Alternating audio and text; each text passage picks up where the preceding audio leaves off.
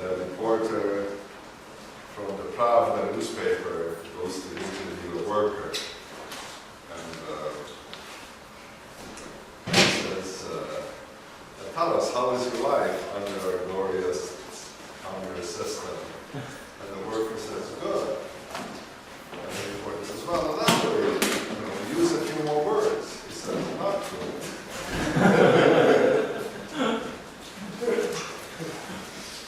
So,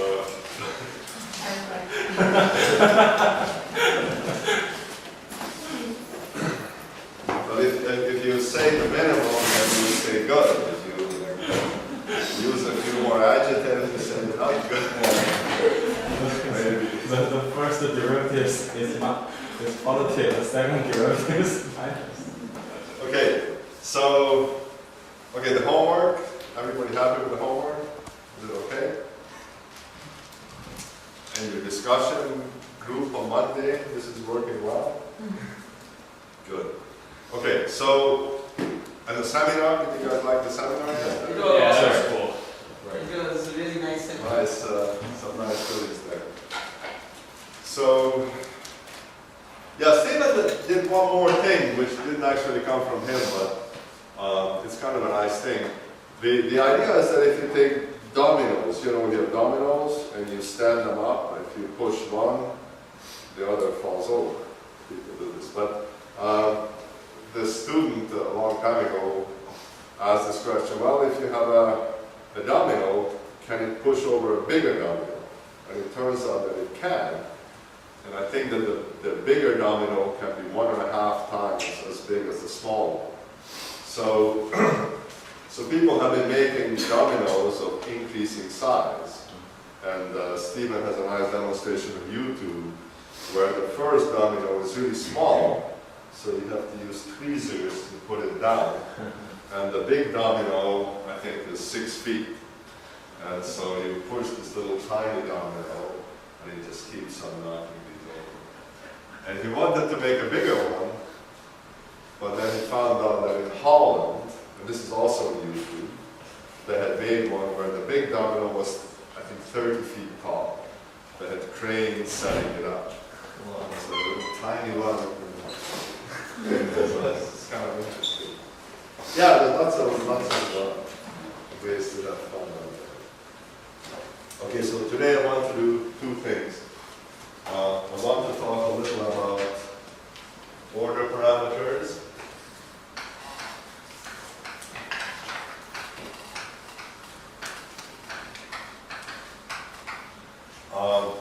And then after that, I want to really talk about my resultant theory, which is really a theory of interacting rods, interacting rod-like molecules. So we've done now the statistical mechanics of rods and electric field. Now we're going to look at interacting rods. But before doing that, which is really interesting, I want to say a few words about order parameters, and these results will be useful over there later. And this is really a very beautiful and important theory, and so understanding it well, I think, will help you to understand this. Okay, so, but I want to say some general things about order parameters. So, we understand that in our case, the order parameter is some description of the average orientation of these particles. There are many order parameters in physics.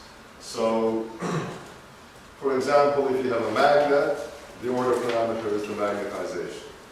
It is sort of the distinguishing property of the system. We can have ferroelectric materials. In that case, it's the electric polarization. So in different systems, we have different order parameters, but in liquid crystals, we are really focused on orientation of order. And this is what we want to describe. Now, we know how to describe the orientation of distribution function, right? We can derive, we can do our statistical mechanics, we can derive the orientation of distribution function, as we have shown, right? So, if we have the orientational distribution function, which tells us the probability of a particle being in some orientation, we can calculate everything. And so this would be e to the minus beta times the Hamiltonian, which depends on theta times phi, divided by some normalization factor, and we have it. So to some extent, we have all the tools necessary to describe orientational order completely. Okay? So this is really a complete description.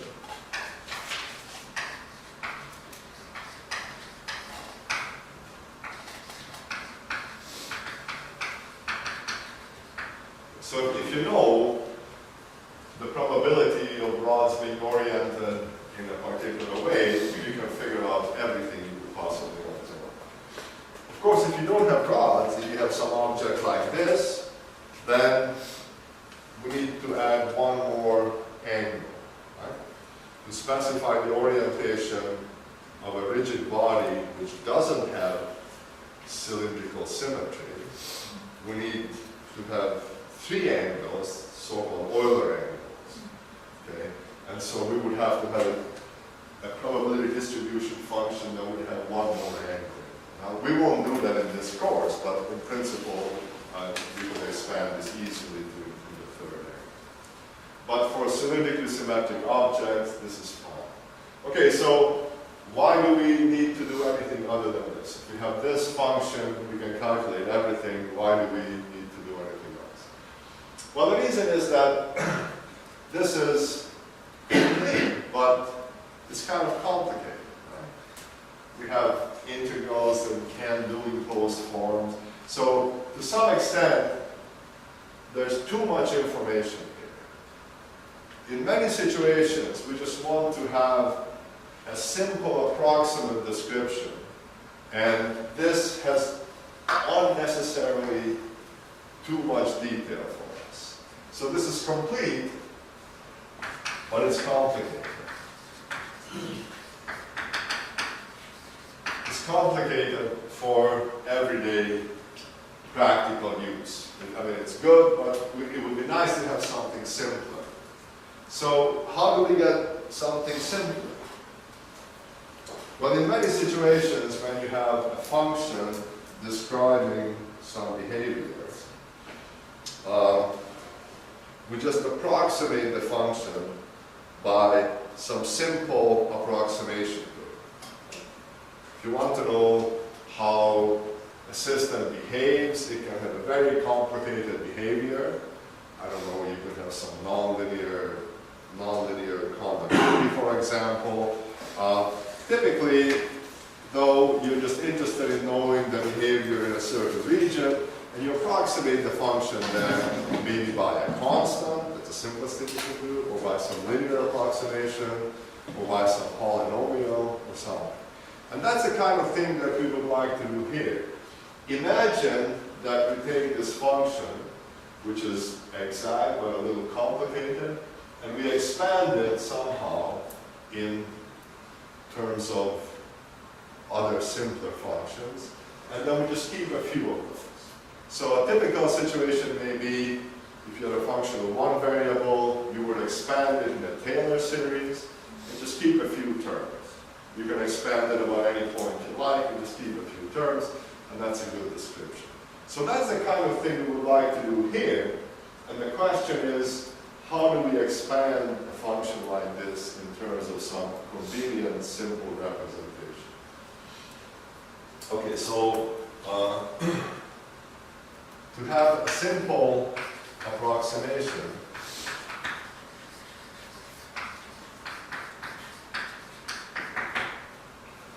just expand and keep only a few terms.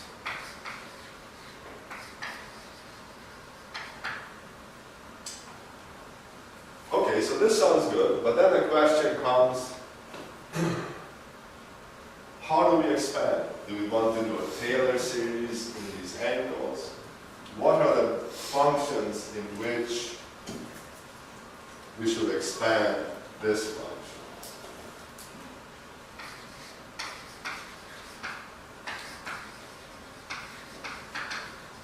So what functions to use in the expansion?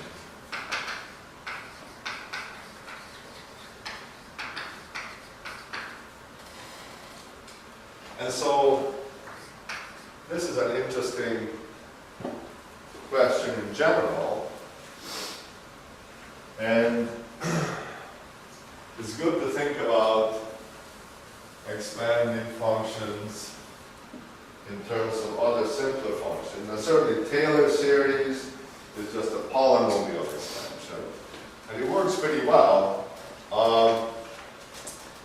It has its advantages and disadvantages. Then certain functions are expanded in terms of sines and cosines, right? So that's sort of doing a Fourier expansion. And that's really useful. And it's useful because the expansion terms are orthogonal. That's the big advantage of using, for example, Fourier expansion. It's easy to deal with this expanded version of the function because the different terms are orthogonal to each other. There are also polynomials which are orthogonal to one another, and that's really handy. So let's talk a bit about what orthogonal means. If we have two vectors, orthogonal means what? Right, so if I take the dot product, we get 0. So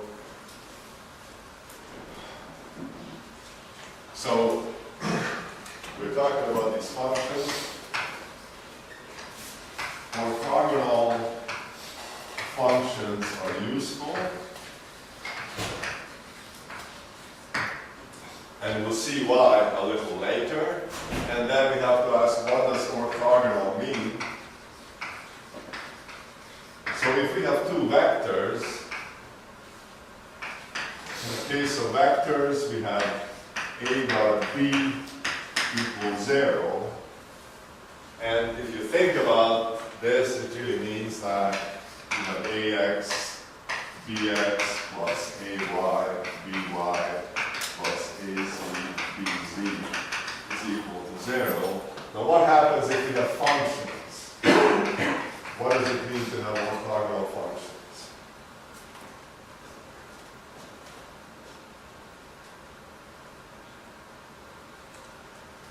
Two functions that are orthogonal.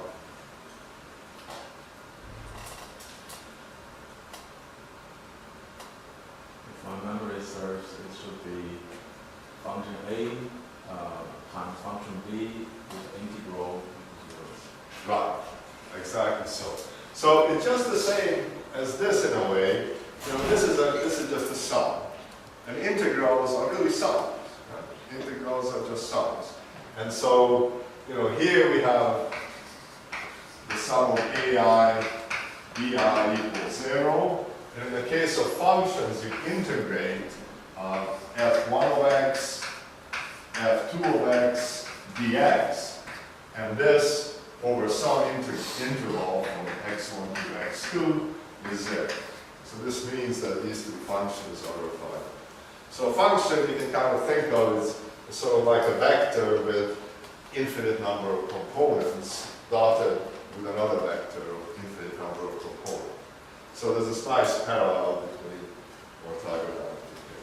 So could both be orthogonal at just this range, but not orthogonal at other range? That's right. So orthogonality depends on the interval. So for example, if you have sine x and cos x, and you multiply these together, it's 0 over one period. But it's not 0 over some arbitrary interval.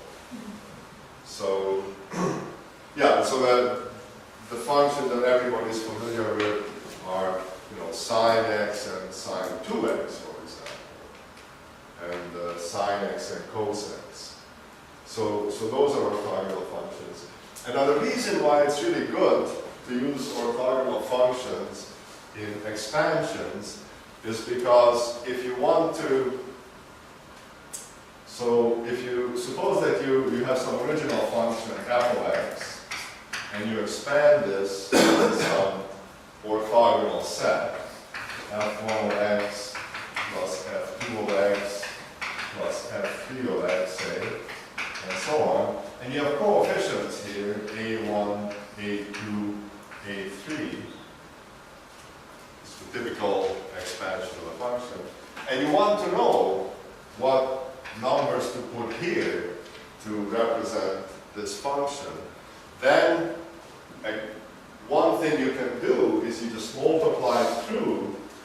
You can multiply f of x, but let's say by f2. And you integrate.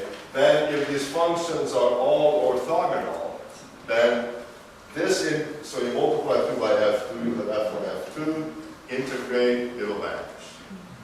Integrate this, it won't vanish. Integrate this, it will vanish. So all the other terms vanish, and you just get a2 times f2 squared dx. You can evaluate that and right away you have a2. So the idea is that if these functions are orthogonal, then you can easily figure out the coefficients of the expansion. And so just a nice, easy system to work with. Okay, so, now you understand that we want to expand this function in terms of some simpler functions. What should these be? Well, first of all, there should be some set of functions which are orthogonal, so we can use this kind of trick to figure out what the coefficients of the expansion are. Okay, so then the question is how to find a nice set of orthogonal functions. Now, I emailed all of you notes this morning, PDF file, and so what I'm talking about is in the notes.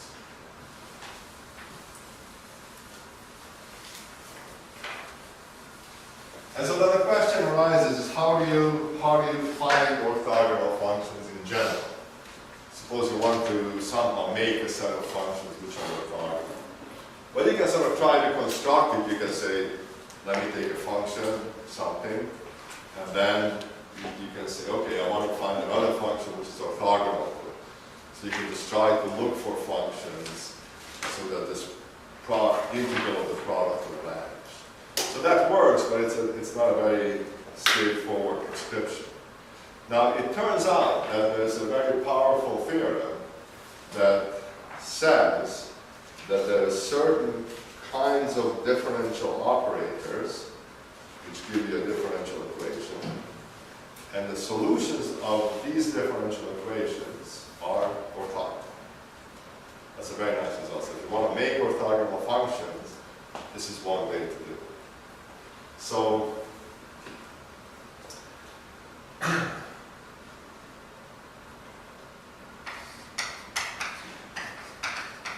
solutions of so-called Sturm-Liouville operator equations are orthogonal. So I don't expect you to really go through the details of any of this. I just want to kind of give you some sense of the landscape in which we are working.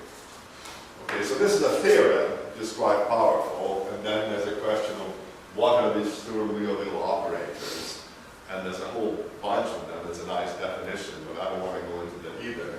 But I want to say that del squared is such an operator.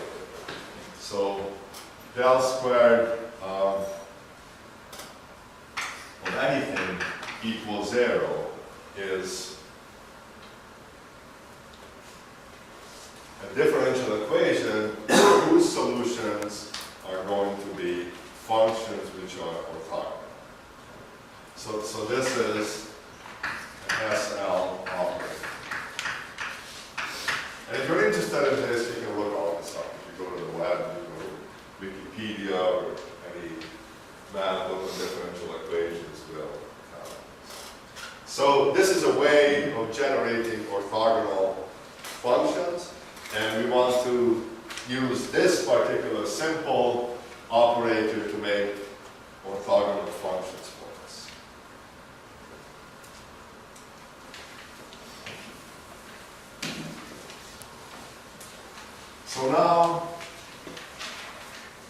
we have to think a little about what kind of system we are looking at, and in what coordinate system should we be looking at this differential operator. Obviously, the function we're interested in has theta and phi in it, so that suggests we're working on the surface of a sphere. But theta and phi are just coordinates on the surface of a unit sphere.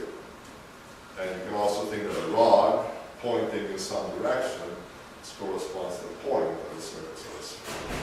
So we want to look at this equation in spherical coordinates.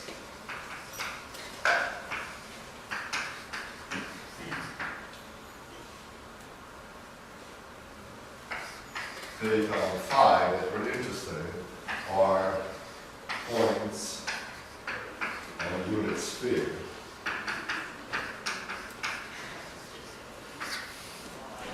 Okay, is everybody still happy?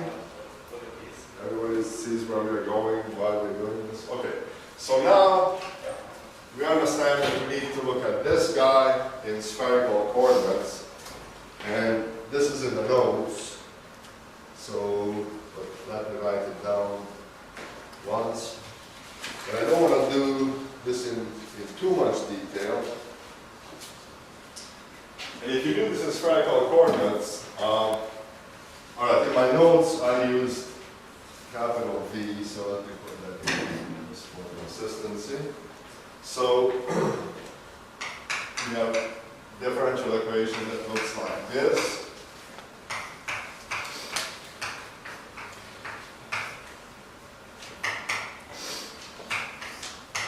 It's a bit complicated.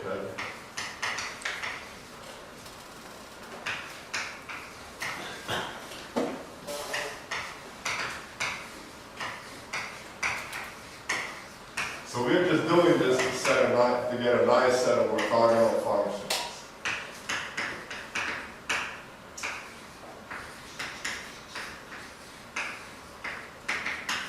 So we are in 3 dimensions, we are in spherical coordinates r, theta, phi. The Laplacian in spherical coordinates looks like this. So this is really complicated. Now we want to solve this function in general.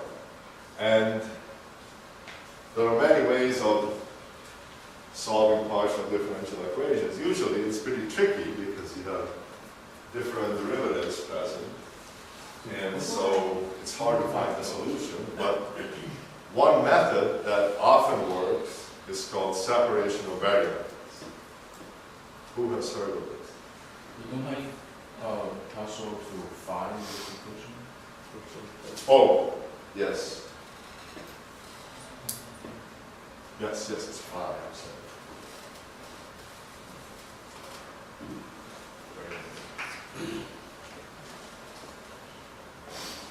So separation of variables is basically, okay, so differential equations, solving them is an art. And basically, often people just try different things. If you find something that works, you can rejoice. And if it doesn't work, you try something else. Separation of variables is basically to try a solution which has the form of 3 variables. So we try a solution of the form of 3 functions, each of which only depends on a single variable.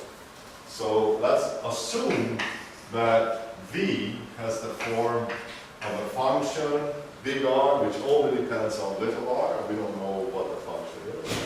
Big theta, which only depends on little theta, and big phi, which only depends on little phi.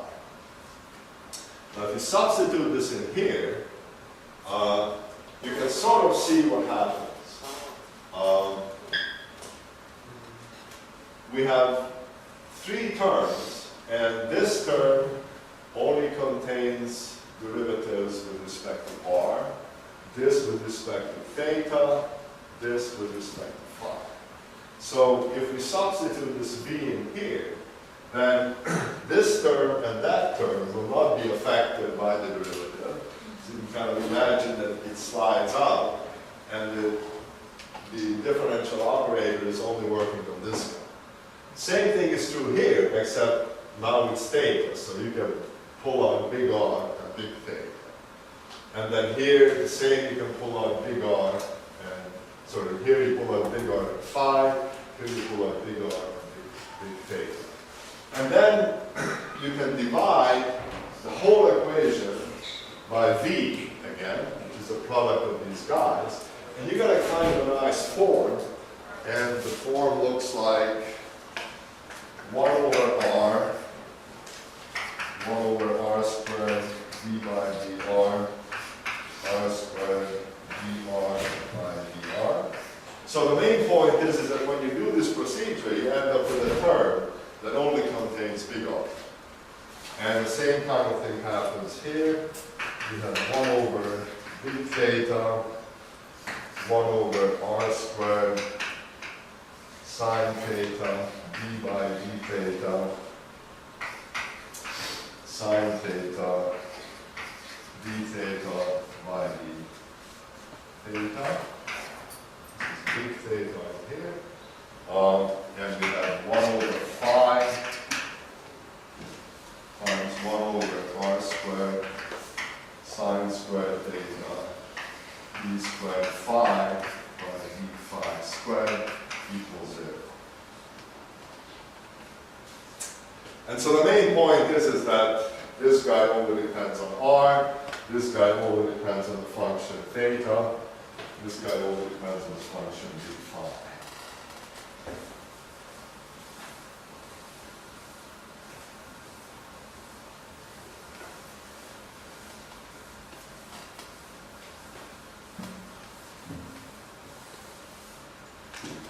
Okay, now if you ask yourself how this works, so this is a function of 3 variables here.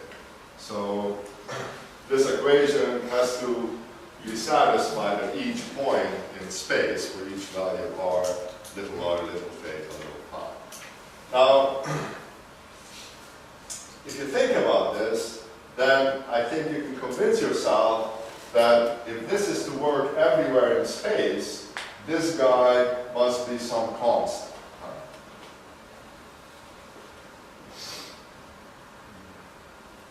This only depends on R, so this has to be some constant in order to satisfy this equation everywhere. So if this is some constant, and these guys are also constants, then we can satisfy this equation for every point in space. And that's basically the idea of solving it, and I don't want to go into too much trouble. But let's multiply through by r squared sine squared theta, multiply through by that. Then we have a term here, and that has to be some constant, right? So solution then means that 1 over phi d squared phi d phi squared has to be a constant.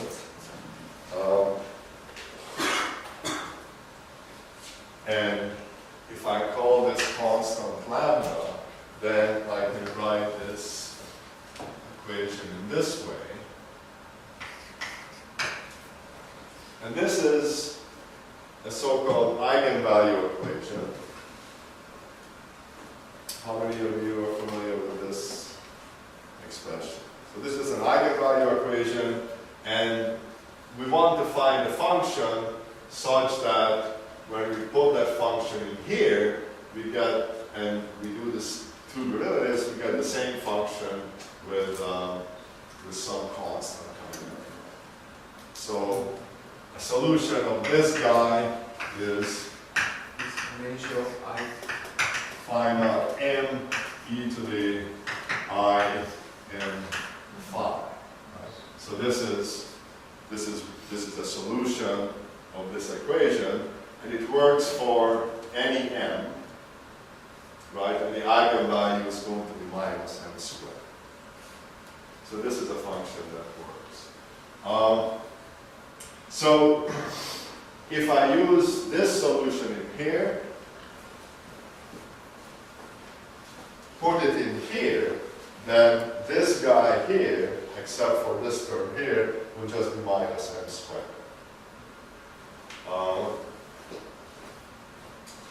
And it turns out that, okay, so we also have to have a solution which is periodic. We know that if we let phi go from 0 to 2 pi, we have to get back to where we started from. So that's why we have to have an I here. That's so when we go around, we get the same. So boundary conditions are important when you solve eigenvalue equations. Okay, so here we have one solution. The other thing that we can do is we can do the same kind of trick for R. So the equation for R, the equation for R, the way it stands, is just d by dr, r squared dr by dr.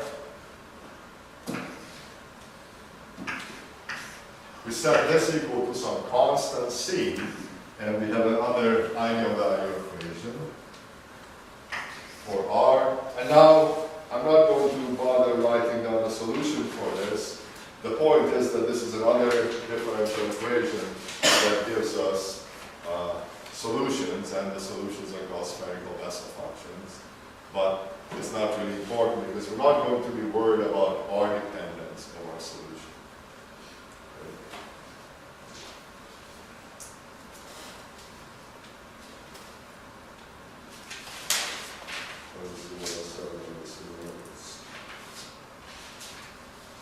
So, give it spherical Bessel functions.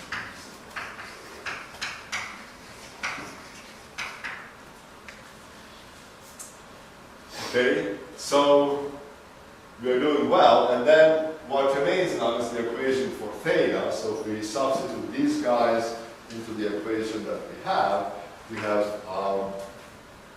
1 over big theta, 1 over sine theta d by d theta, and sine theta d big theta by d theta, and then we have that minus m squared, and we still have that sine theta in the bottom, sine squared theta in the bottom, and then we have the minus c. So I multiply 2 by r squared to get this result. So this is the equation for phi, which we can solve easily. This is the equation for r, which we can solve, not very interested in it. And then we have this equation, and this is now an important equation. You can see that it depends on these constants here. And this is called Legendre's equation.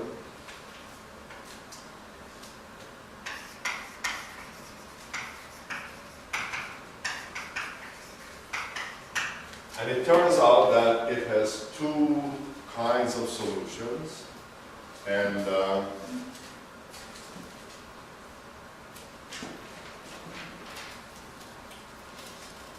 it turns out that because of the periodicity of theta, we have to have that this must be equal to an integer, just like this must be an integer due to the periodicity of phi. The c must be an integer which is, a number which is n times n plus 1. So this is due to periodicity. Just like this being an integer is due to periodicity. Okay, so this is Legendre's equation, and it has a whole bunch of functions that satisfy, and they're called P and N, and they only depend on theta, right? All of these functions just depend on the specific variable. So the function R, the function R. So we have this, and we have another set Q and M. So these are solutions of this equation, and these are called Legendre functions of the first and second kind. Now if you look at these functions, then you find that these guys go to infinity at the origin, when theta is there. So that's not a good idea. So we don't typically use these in most problems because we don't want our functions to go to infinity. So the things that we end up with are these guys. So what we have then is we have functions which are v, so we have a whole bunch of different v's, which are products of this guy and this guy and this one. Now if we're on the surface of a sphere, a unit sphere, then we can just set r equal to 1, and this would just be a constant, so we can ignore it. So the relevant part of the solution for us, the orthogonal functions on a sphere, are just what Gymnasium set this equal to a constant.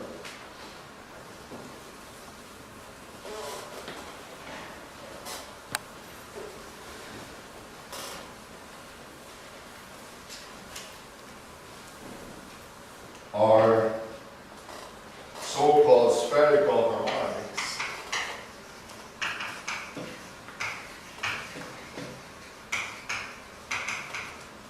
And these are functions that are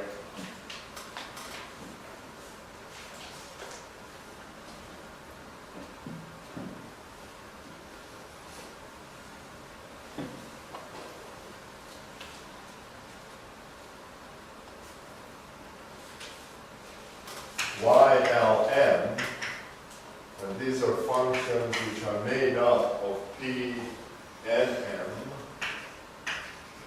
These depend on theta and phi of M. So where does the L come in?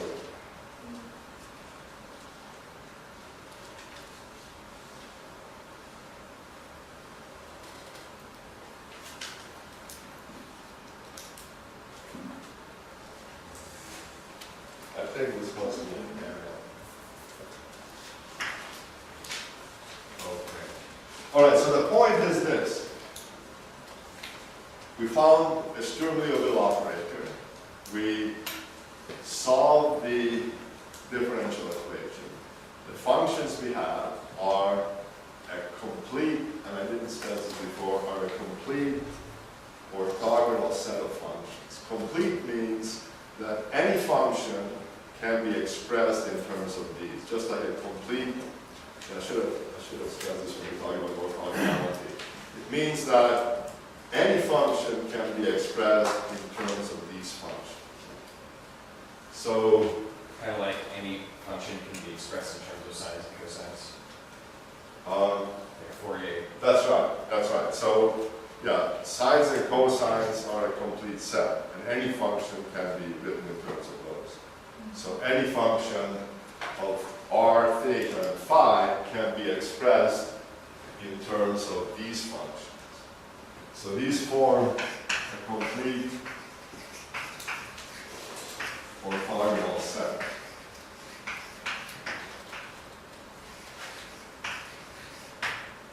And this is in a sense like if you have three vectors, unit vectors x, y, and z, they form a complete basis because any vector can be expressed as a linear combination of these. So x, y, and z are a complete set in 3 dimensions, and these functions are a complete set, so that any function of theta and phi can be written in terms of these.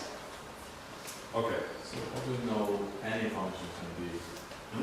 How do you know any function can be expressed? Well, that's a really good question. There's sort of two separate ways.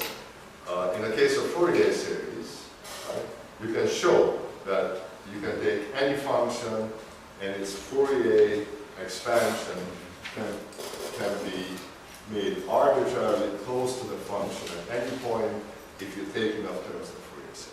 So you can just show it that way, but that of course is a kind of a case-by-case demonstration. But the Sturm-Liouville theorem says that these functions are a complete set, and therefore, because they are complete, it is a proof of completeness. You can show that any function can be expanded in terms of these. So the Sturm-Liouville theorem tells us that these functions are a complete orthogonal set. Okay, so now, so we've kind of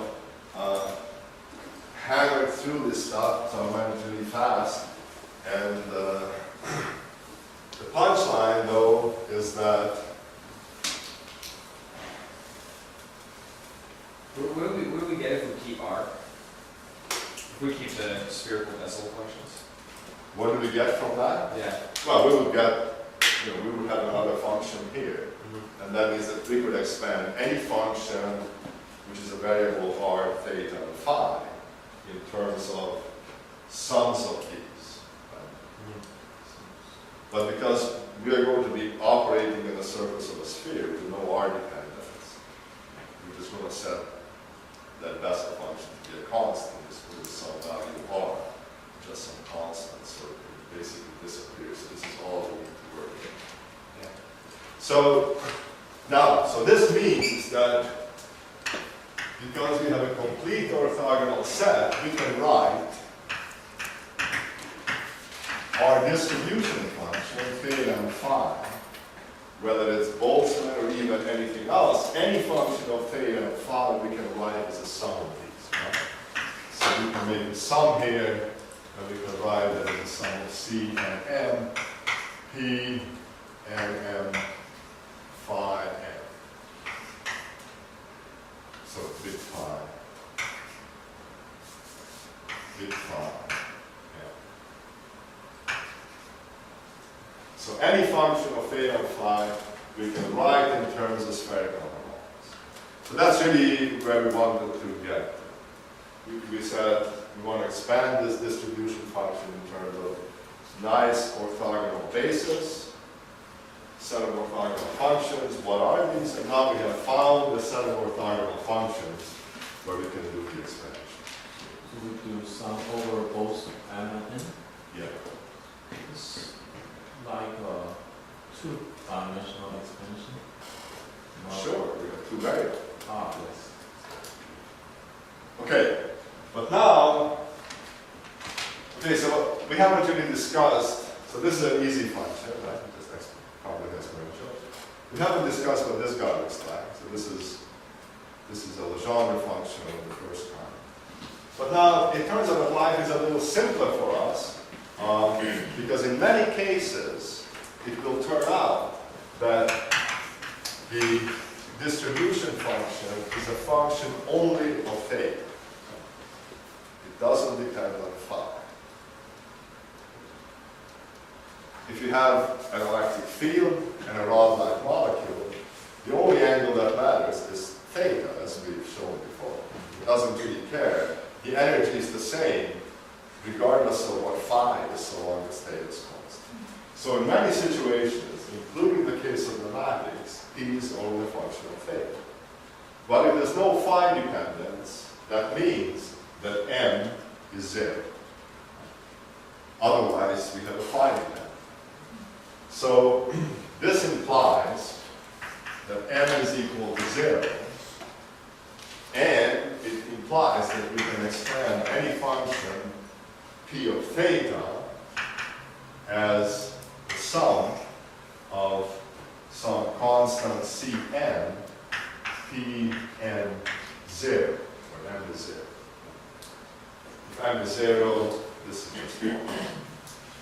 And that's only in the case when we have azimuthal symmetry. Where there's no phi dependence. If you have a phi dependence, then you have to complete spherical harmonics. You have to look at M not equal to 0 as well. Okay, now life gets a little simpler. These guys, so the special case of Legendre functions where M is equal to 0 are called Legendre polynomials.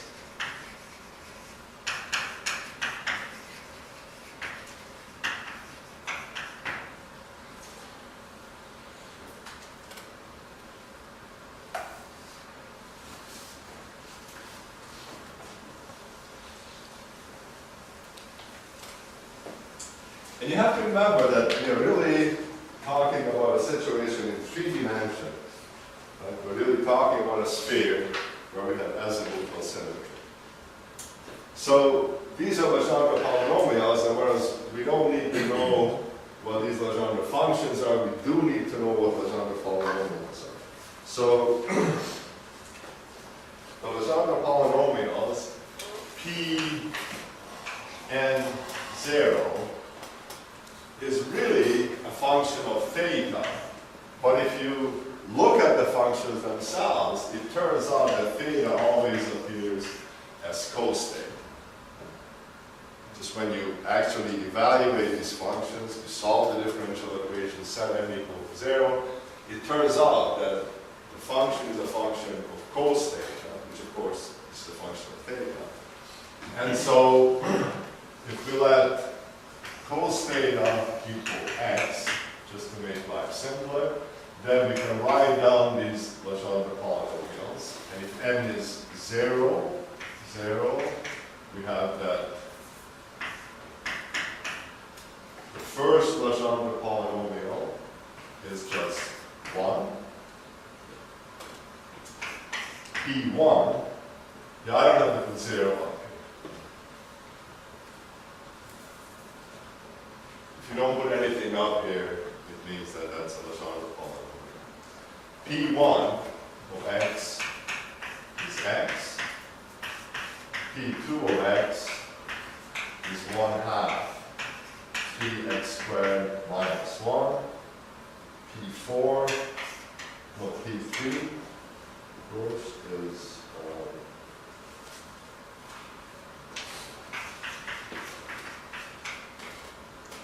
1/2 5x cubed minus 3x, and P4 is 1/8 35x to the 4 minus 30x squared plus 3. And this story continues like that. Now, at this point, you should rejoice because you say, wait a minute, this is just cos theta. We've come across this when we talked about the orientational order of the rods. And the other thing is this 1/2 3 cos squared theta minus 1, which was the order parameter that we chose, that had a nice property that it was 0 when things were isotropic and 1 when things were aligned and so on. So these are the ones that we need to focus on, but it's good to know that these others exist.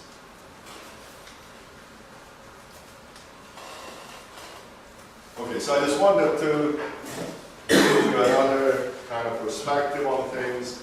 When we looked at the average energy of rods in an electric field, we found that relevant quantities were the average of this quantity, cos theta, and 1/2 3 cos squared theta minus 1. And it turns out that these are just these nice orthogonal Legendre polynomials that we can use to expand our distribution function. Shall we move to the other room? Hmm? Shall we move? Oh, I'm sorry, we are late. Yeah, good, thank you.